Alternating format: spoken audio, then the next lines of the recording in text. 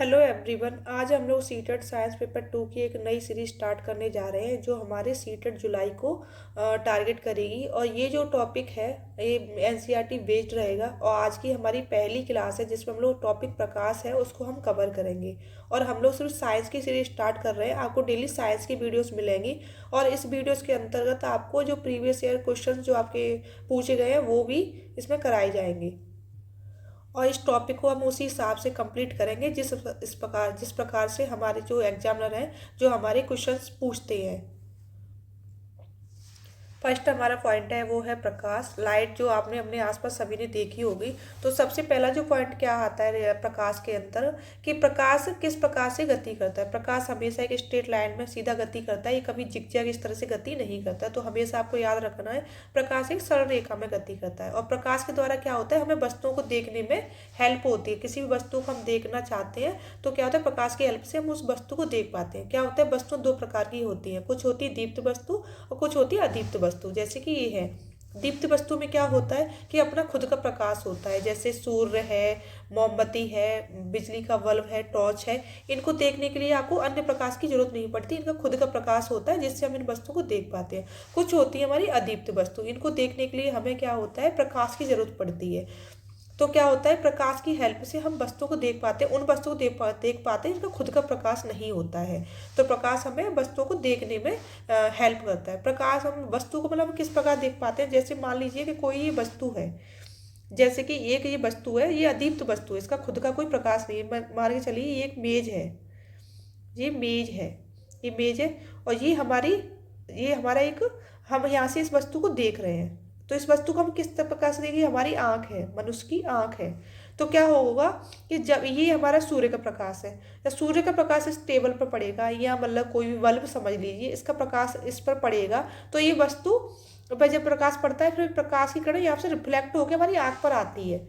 मतलब ये प्रकाश इस पर पड़ रहा है और यहाँ से रिफ्लेक्टेड हो रही है किरण, और ये हमारी आंख पर आ रही है। आंख का जो रेटिना है उस पर इसका प्रतिबिंब बनता है, तब हमें ये वस्तु दिखाई देती है। तो प्रकाश इस प्रकार से हमें वस्तु को देखने में हेल्प करता है। प्रकाश ऊर्जा का एक रूप होता है और ऊर्जा का सबसे बड़ा स्रोत है सूर्य। सूर्य ऊर्जा का सबसे बड़ा स्रोत होता है। और प्रकाश क्या होता है, एक माध्यम से जब दूसरे माध्यम में जाता है, जब हवा से पानी में जाता है तो उसकी किरण के अंदर, प्रकाश के अंदर कुछ चेंजिंग आते हैं। ये क्वेश्चन हमारे एग्जाम्स में 2021 में पूछा गया है।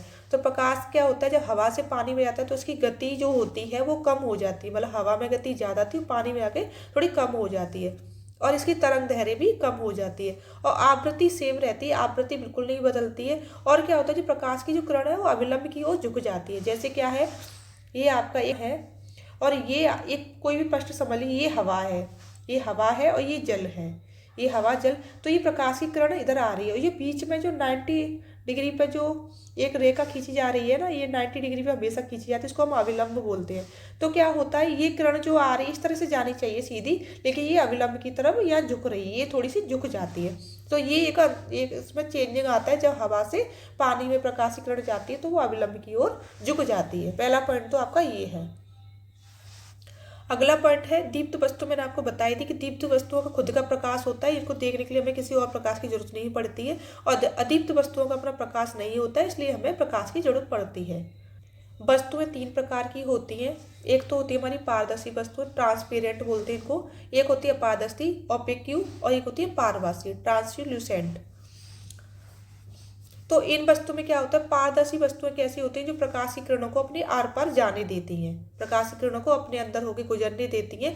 और जो प्रकाश की जो तरंगें होती हैं उनको अवशोषित भी नहीं करती, ना उनको परावर्तित, मतलब ट्रांसपेरेंट होती हैं। जैसे कि आपका चश्मा होता है, एक पारदर्शी वस्तु, चश्मे की हेल्प से हम किसी भी चीज़ को देख पाते हैं। साफ पानी होता है, हवा होती है, और कांच का गिलास कोई होता है। तो ये होती है हमारी पारदर्शी वस्तुएं, जिनसे क्या होता है, प्रकाश की किरण आर पार गुजर सकती है और उस वस्तु को हम आसानी से देख सकते हैं।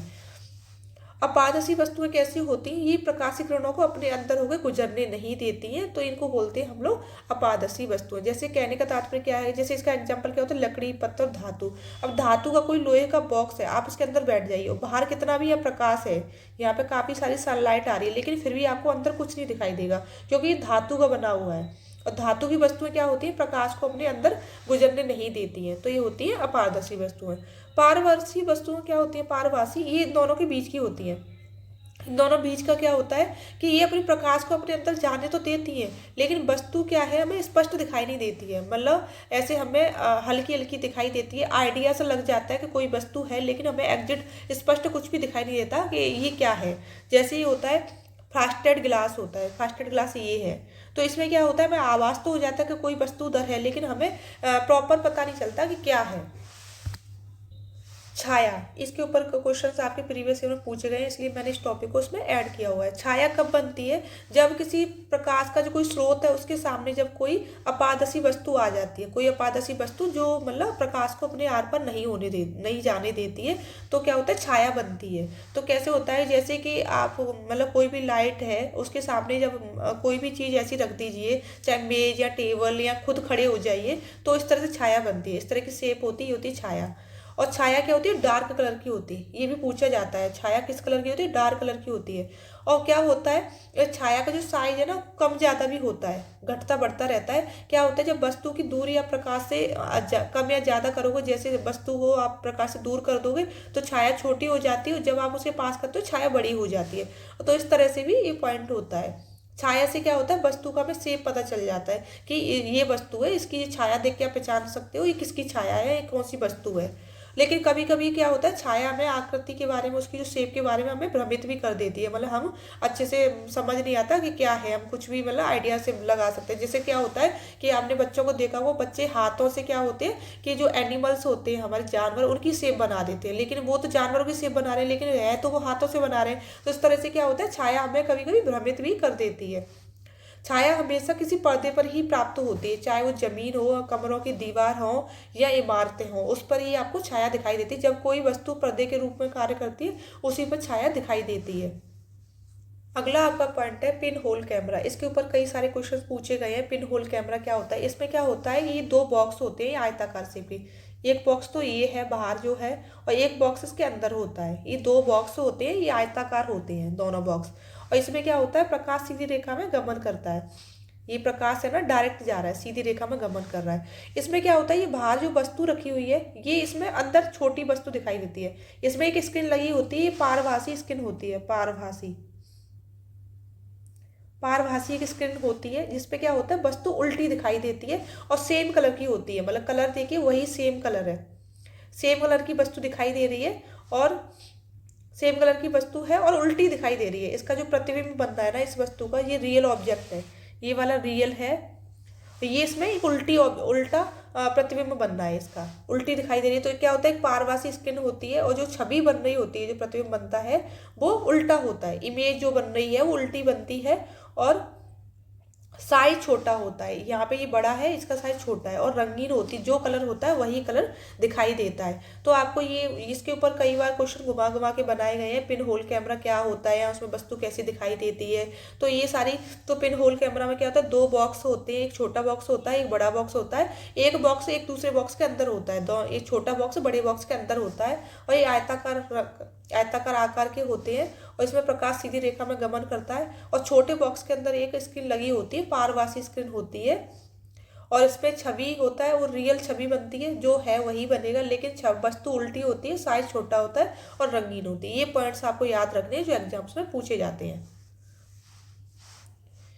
अगला हमारा जो पॉइंट है वो है दर्पण और परावर्तन। दर्पण क्या होता है, जो आम भाषा में बताया जाता है, जिसमें डेली आप अपना फेस देखते हो, वही दर्पण होता है। सुबह जब हम रेडी होते हैं जिस दर्पण को देख के, वही हमारा दर्पण होता है। और परावर्तन क्या होता है कि जैसे ये दर्पण है, दर्पण पर कोई भी एक किरण, सूर्य का जो प्रकाश की एक किरण है, इस पर जो पड़ रही है, उसके बाद ये रिफ्लेक्टेड हो जाती है। तो इस किरण का यहाँ पर आना और यहाँ से इस तरह से वापस जाना, ये होता है परावर्तन। और ये जो बीच में जो होता है ये अविलंब होता है, इसको नॉर्मल बोलते हैं। और जो आपतन किरण होती है उसको इंसिडेंट रे बोलते हैं, और ये होती है हमारी रिफ्लेक्टेड रे। तो क्या होता है दर्पण, कि दर्पण अपने ऊपर पड़ने वाले प्रकाश की दिशा को बदल देता है, और दर्पण द्वारा प्रकाश की दिशा का यह परिवर्तन आपका प्रकाश का परिवर्तन कहलाता है। ये देखिए इस तरह से मैंने आपको बताया डायग्राम में। और इसके एग्जाम्पल में पूछा जाए कि प्रकाश का परिवर्तन और कहाँ कहाँ होता है, एक स्टील की चम्मच में होता है, इसमें आपने देखा अपना फेस देख पाते हैं, रिफ्लेक्शन के द्वारा ही हम अपना फेस देख पाते हैं।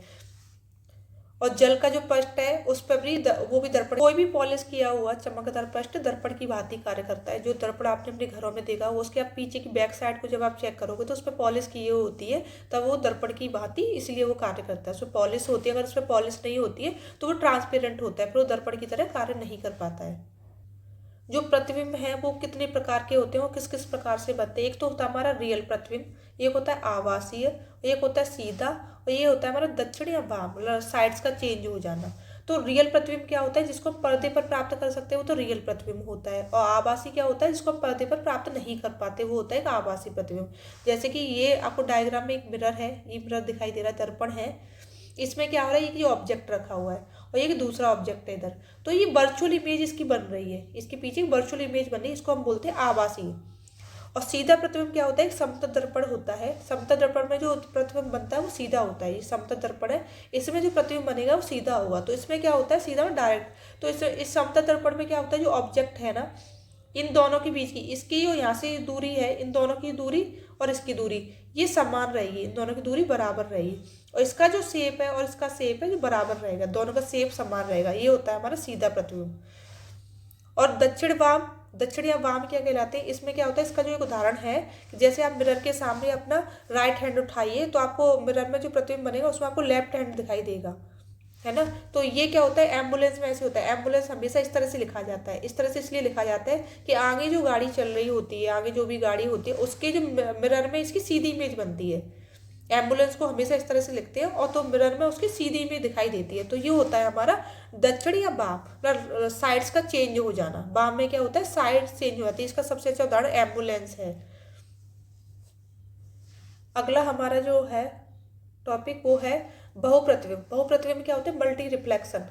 मतलब जब दो दर्पण को, दो समतल दर्पण है, उनको इस तरह से किसी कोण पर व्यवस्थित करने पर क्या होता है, अनेक प्रतिबिंब बनते हैं, मल्टी रिफ्लेक्शन होने लगते हैं। क्या होता है, जैसे आपने सैलून में देखा होगा, आपके सामने एक मिरर लगा होता है, सामने एक मिरर है, यहाँ पे मिरर है, यहाँ पे कोई ऑब्जेक्ट है, कोई व्यक्ति बैठा है। तो क्या करते हैं, जब कटिंग होती है, हमें अपनी बैक साइड देखनी होती है, तो पीछे एक मिरर लगा देता है, यहाँ पे एक मिरर लगाता है, तो इस मिरर का रिफ्लेक्शन इस पे दिखाई देता है। तो क्या होता है, काफी सारे मल्टी रिफ्लेक्शन होने लगते हैं।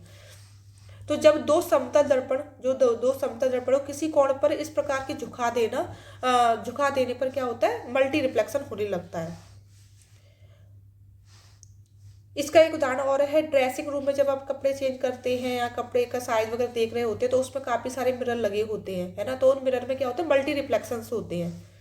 अगला जो पॉइंट हमारे पूछा जाता है टॉपिक है, पेरिस्कोप के बारे में बहुत पूछा जाता है। पेरिस्कोप क्या होता है, तो पेरिस्कोप क्या ना, इस तरह की एक शेप होती है, पेरिस्कोप इस तरह की शेप होती है। तो यहाँ से एक लाइट ट्रेवल करती है, लाइट की किरण जा रही है, यहाँ पे एक मिरर लगा होता है, एक मिरर यहाँ। समतल दर्पण दो लगे होते हैं, इसमें दो समतल दर्पण को लगाया जाता है और ये दोनों समतल दर्पण 45 डिग्री के कोण पर रखे जाते हैं, ये 45।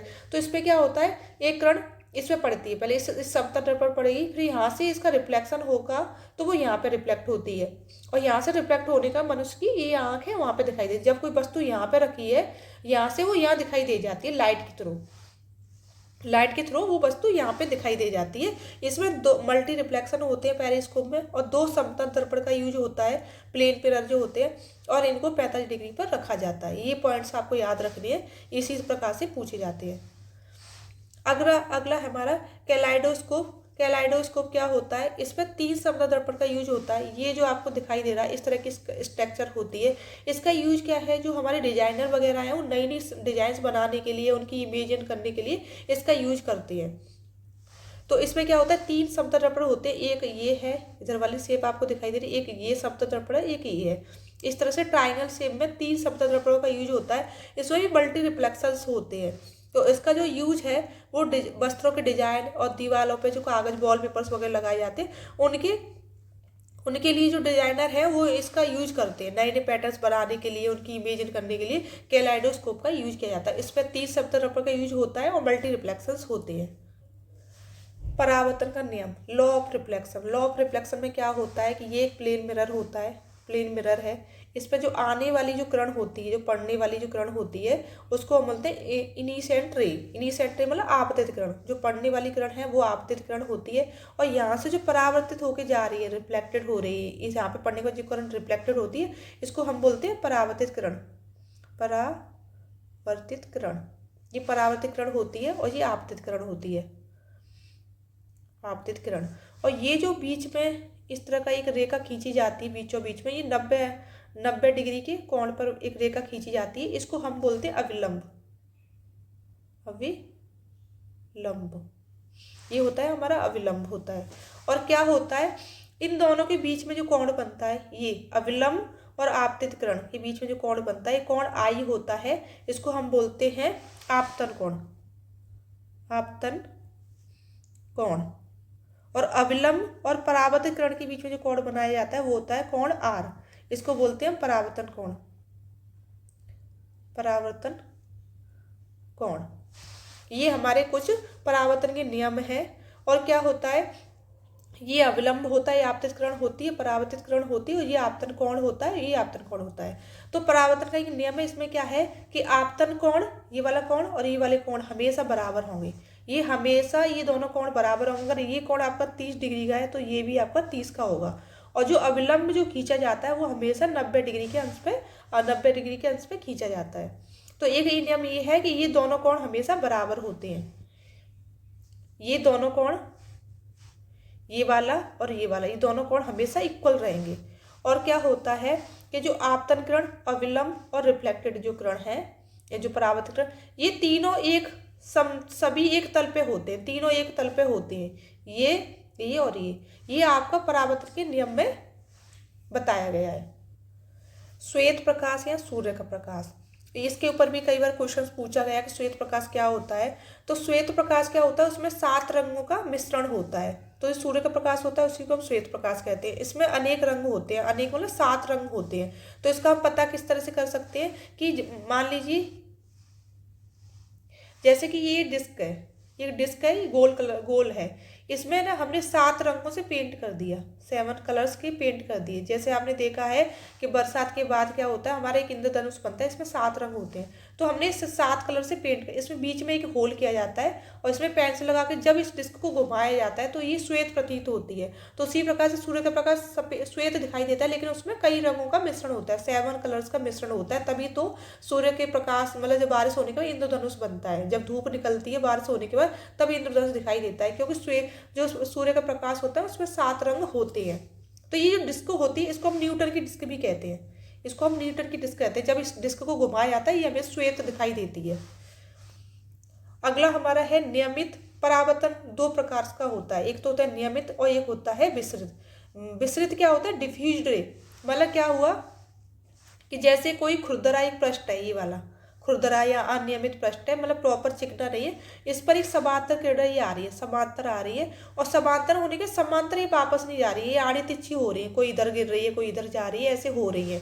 तो ये इस तरह का जो परावर्तन होता है इसको हम डिफ्यूज रिफ्लेक्शन बोलते हैं, विसरित बोलते हैं। विसरित परावर्तन होता है ये वाला, विसरित मतलब ये प्रॉपर परावर्तन नहीं हो रहा है, ये जो रे है समांतर नहीं जा रही है, गिर इधर से उधर आड़ी तिरछी हो रही है। नियमित परावर्तन क्या होता है, ये एक चिकना पृष्ठ होता है, चिकना पृष्ठ होता है, ये समांतर किरणें इस तरह से इस पर गिरती हैं, उसके बाद ये समांतर ही वापस जाती हैं, एकदम से समांतर, जो डायग्राम आपको दिख रहा है ये समांतर वापस जाती हैं। तो इस तरह का जो परावर्तन होता है वो होता है नियमित परावर्तन। परावर्तन 2 प्रकार का होता है, विसरित और अनियमित। जो खुरदरा पृष्ठ होता है, खुरदरा और अनियमित होता है, उस पर होता है विसरित, और जो चिकना पृष्ठ होता है उस पर होता है नियमित। अभी हम लोग कुछ प्रीवियस ईयर के क्वेश्चंस हैं उनको सॉल्व करेंगे जो हमारे प्रीवियस ईयर एग्जाम्स में पूछे गए हैं। तो हमारा जो फर्स्ट क्वेश्चन है जो 2021 में पूछा गया था, जो 31 जनवरी को पेपर हुआ था, उसमें किसी बिंब से प्रकाश की किरणें किसी पृष्ठ पर गिरती हैं।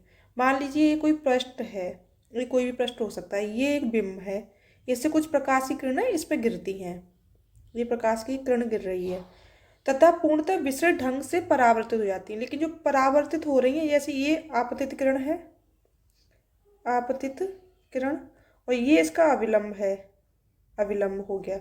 अब ये परावर्तित हो रही है तो विसरित ढंग से हो रही है, विसरित का मतलब डिफ्यूज होना, तो वो प्रॉपर जिस एंगल पे उसको जाना चाहिए उस एंगल पे ये नहीं जा रही है, तो ये इस तरह से डिफ्यूज हो रही है, ये है विसरित किरण। ये विस्तृत किरण है। ये जो एंगल इनके बीच में है ना, वो एंगल इनके बीच में नहीं है, तो ये विस्तृत किरण है, ये परावर्तित हो जाती हैं। इस बिंब के प्रतिबिंब की प्रकृति कैसी होगी? तो बिंब ये है, बिंब ये है, और इसका जो प्रतिबिंब है वो यहाँ पर बनेगा प्रतिबिंब। तो ये पूछ रहे हैं ये प्रतिबिंब किस प्रकार का होगा। फर्स्ट इसका जो ऑप्शन है वो है यह आभासी होगा, वर्चुअल होगा और आवर्धित होगा। सेकंड है कोई प्रतिबिंब नहीं बनेगा। थर्ड है आपका आभासी और समान साइज का होगा। और फोर्थ है वास्तविक होगा और आवर्धित होगा। तो क्या है कि ये क्या है, विस्तृत ढंग से जा रही है, इसकी जो किरण है वो मतलब ये विस्तृत का मतलब ये इसका जो दर्पण है ये खुरदरा है, ये जो है इसका पृष्ठ खुरदरा है, तो इसका मतलब खुरदरा पृष्ठ है, तो इस पर ये विस्तृत तरीके से जा रही है, तो इसका जो ऑप्शन, इस पर कोई प्रतिबिंब नहीं बनेगा। तो इसका क्या है, सेकंड ऑप्शन होगा इसका कि कोई प्रतिबिंब नहीं बनेगा, क्योंकि विस्तृत तरीके से जा रही है। सेकंड क्वेश्चन है हमारा, जब प्रकाश वायु से पानी में गमन करता है तो प्रकाश के लिए नीचे दिया गया कौन सा कथन सत्य है? ये आपका 21 दिसंबर को पूछा गया 2021 में। जैसे मैंने इस टॉपिक की जब स्टार्ट किया तभी मैंने आपको प्रकाश के बारे में कुछ लाइंस बताई थी कि प्रकाश जब एक माध्यम से दूसरे माध्यम में प्रवेश करता है तो उसके अंदर क्या क्या चेंजिंग्स होते हैं। तो प्रकाश जब एक माध्यम से दूसरे माध्यम में प्रवेश करता है तो क्या होता है कि इसके फर्स्ट ऑप्शन है इसके वेग में वृद्धि होती है, सेकंड है इसकी आवृत्ति में वृद्धि होती है, थर्ड है इसकी तरंग दैर्घ्य और आवृत्ति दोनों में वृद्धि होती है, फोर्थ है इसकी तरंग दैर्घ्य और गति दोनों कम होती हैं। तो मैंने आपको बताया था जब प्रकाश वायु से पानी में जब एक सघन माध्यम में प्रवेश करता है तो क्या होता है कि आवृत्ति तो समान रहती है, आवृत्ति समान रहती है, और क्या होता है और जो तरंग होती है, जैसे कि ये आपकी वायु, यहाँ से एक रे आ रही है और ये अविलंब है, ये वायु है और ये है आपका जल, ये जल में प्रवेश कर रही है, तो क्या होता है ये अविलंब है आपका, अविलंब। तो जैसे ये जो रे आ रही है तो इसको इस तरह से जाना चाहिए, लेकिन क्या होता है ये रे ना हल्की से ऐसे तिरछी इधर झुक जाती है, तो जैसे आवृत्ति सेम रहती है। और सेकंड पॉइंट क्या होता है कि जो किरण है वो अविलंब की तरफ झुक जाती है, ये पॉइंट भी मैंने आपको बताया था इस टॉपिक की स्टार्टिंग में, ये क्वेश्चन के बारे में मैंने आपको बताया था। और क्या होता है कि तरंग दैर्घ्य और गति दोनों कम हो जाती हैं, वायु से जब वो जल में प्रवेश करती है तो गति उसकी कम हो जाती है। और इसमें दिया है तरंग दैर्घ्य और आवृत्ति दोनों वृद्धि होती है, तो ये वेग में वृद्धि होती है, ये भी सही नहीं है। इसकी आवृत्ति में वृद्धि होती है, ये भी सही नहीं, जो कि मैंने आपको बताया आवृत्ति तो समान रहती है दोनों जगह। इसकी तरंग दैर्घ्य और आवृत्ति दोनों में वृद्धि होती है, तो आपको पता है आवृत्ति में वृद्धि नहीं होती, तो ये पॉइंट भी गलत है। इसका फोर्थ पॉइंट सही है कि इसकी तरंग दैर्घ्य और गति दोनों में कम होती है, मतलब तरंग दैर्घ्य और गति दोनों कम होती हैं, जैसे ही वो पानी में प्रवेश करती है तो दोनों चीजें कम हो जाती हैं, तो ये इसका फोर्थ ऑप्शन एकदम सही है। थर्ड क्वेश्चन है हमारा, बहुरूपदर्शी जिस सिद्धांत पर आधारित है वह सिद्धांत कौन सा वह सिद्धांत है? ये 29 दिसंबर को पूछा गया है। बहुरूपदर्शी हम कैलिडोस्कोप को बोलते हैं, कैलाइडोस्कोप जो होता है उसको हम बोलते हैं बहुरूपदर्शी। तो इसमें ये बोल रहा है एक दूसरे के, फर्स्ट ऑप्शन है इसका, एक दूसरे के समांतर व्यवस्थित दो समतल दर्पण। तो इसमें कैलाइडोस्कोप में मैंने आपको बताया था अभी कि इसमें दो समतल दर्पण नहीं होते हैं, तीन झुके हुए समतल दर्पणों द्वारा बहुल परावर्तन होता है। बहु परावर्तन का मतलब होता है मल्टीपल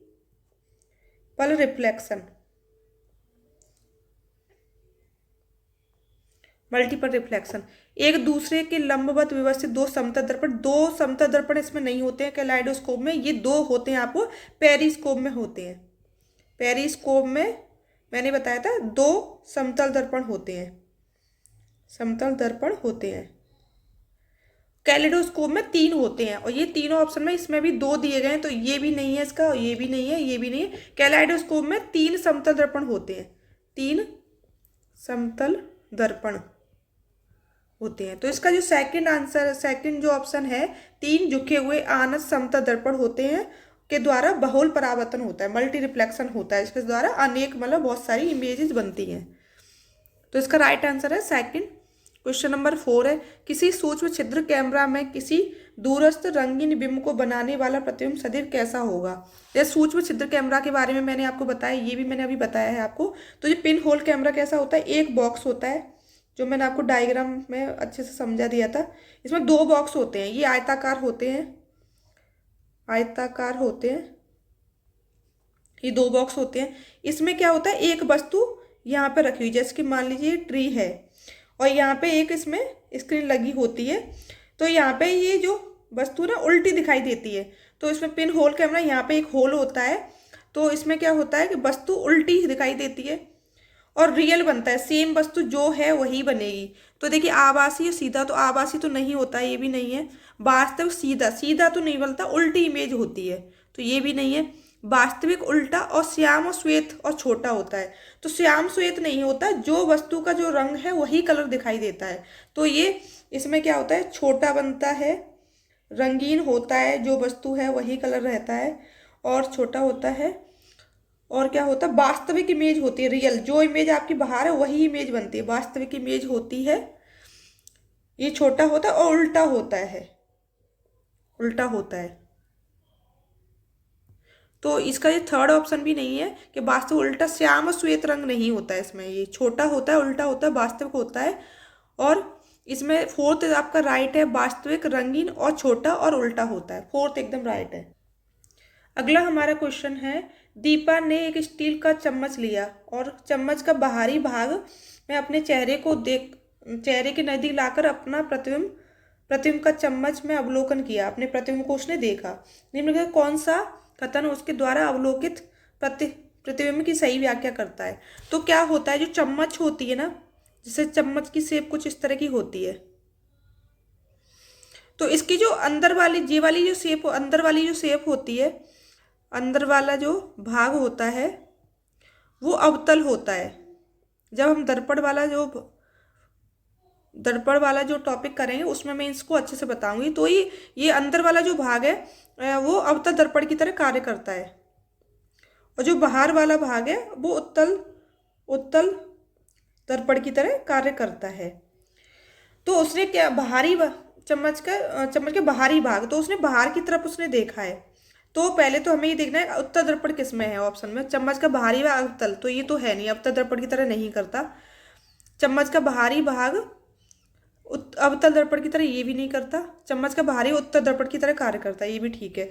लेकिन क्या है, चम्मच का जो बाहरी भाग है ना, उसमें अब जो प्रतिबिंब है वो कैसा बनता है, वैसे तो हम दर्पण वाले चैप्टर में कवर करेंगे, लेकिन अभी ये क्वेश्चन आ गया तो मैं इसको बता देती हूँ। लेकिन प्रतिबिंब कैसा बनता है, तो इसमें कैसा बनता है, छोटा बनता है और इसमें बनता है बड़ा प्रतिबिंब बनता है। तो ये इसका जो राइट आंसर है, इसमें बड़ा प्रतिबिंब बता रहा है तो ये बड़ा नहीं बनेगा, इसमें सही है, ये छोटा बनता है। इसमें जो प्रतिबिंब बनता है ना हमारा, छोटा बनता है उत्तल दर्पण। जो अगला क्वेश्चन हमारा, परछाई किस प्रकार बनती है, इस शब्द, जैसे कि मैंने आपको जब मैं पढ़ा रही थी छाया के बारे में, तो मैंने बताया था किसी जो ऊर्जा का जैसे स्रोत है, ये कोई ऊर्जा का स्रोत है, ये सन है हमारा, सनलाइट। जब ये सनलाइट ऐसे पड़ रही है, इसके बीच में यहाँ पे कोई अपारदर्शी वस्तु आ जाती है, अपारदर्शी वस्तु आ जाती है, तो क्या होता है, फिर इसकी छाया इस जगह पे बनती है, इस तरह से बनती है। जब इस वस्तु को हम मतलब सूर्य की आगे की तरफ करते हैं, आगे पीछे जब इसको खिसकाते हैं, तो क्या होता है, ये छाया का जो साइज है वो भी कम ज़्यादा होता रहता है, ये मैंने बताया था आपको। तो ये इसके जो ऑप्शंस दिए गए, एक पेरिस्कोप, तो पेरिस्कोप में छाया नहीं बनती है, और एक पिन होल कैमरा, इसमें भी छाया नहीं बनती है। बर्निंग कैंडल, इसमें बन सकती है छाया, लेकिन क्या होता है कि ये वो होना चाहिए, उसके सामने अपारदर्शी वस्तु होनी चाहिए, तब बन सकती है। एक सनडायल धूप घड़ी होती, एक घड़ी होती है इसमें काफ़ी बड़ी सुइयाँ होती हैं, उस सुई की छाया बनती है, सनडायल धूप घड़ी होती है, ये इसका राइट ऑप्शन है। अगला क्वेश्चन हमारा, एक शिक्षक विद्यार्थियों को दो के समूहों में सामग्रियां दे देता है, 2 समूह बनाता है, उनको सामग्रियां बांटता है। तो एक समूह में क्या देता है, 3 आयताकार कांच की पट्टियां देता है। तो 3 आयताकार कांच की पट्टियां किस में यूज होती है, जो मैंने अभी आपको बताया है, कांच की वृत्ताकार समतल प्लेट देता है, कुछ चूड़ियाँ देता है, कुछ चूड़ियों के कुछ टुकड़े होते हैं, गत्थे की बनी हुई एक ट्यूब होती है और डिस्क होती है, अब दो समतल दर्पण, जैसे आप इसी से आइडिया लगा सकते हैं। तीन आयताकार मैंने जो दर्पण बताए थे, तीन आयताकार जो दर्पण है वो हम किस में लेते हैं, तो पेरिस्कोप में नहीं लेते और कैलाइडोस्कोप में लेते हैं। कैलाइडोस्कोप में हम लोग तीन लेते हैं और फिर क्या है, दो समतल दर्पण। तो ये वाला जो तीन जिसमें हम आयताकार जो डब्बे यूज होते हैं, ये आपके कैलिडोस्कोप में होते हैं। कैलाइडोस्कोप में तीन समतल आयता, दो होते हैं आपके पेरिस्कोप में, जो मैं अभी आपको अच्छे से डायग्राम में समझा चुकी हूँ। तो अब आपको देखना है कैलिडोस्कोप और पेरिस्कोप का कॉम्बिनेशन 3 में है ये दोनों। इसका 3 राइट आंसर है। पिनहोल कैमरा नहीं होगा, ये भी नहीं होगा, ये भी नहीं है और ये भी नहीं है, तो इसका राइट आंसर है 3rd। Thank you so much watching this video. अगर आपको वीडियो अच्छा लगता है तो आप वीडियो को लाइक करें एंड शेयर करें और चैनल को सब्सक्राइब करें।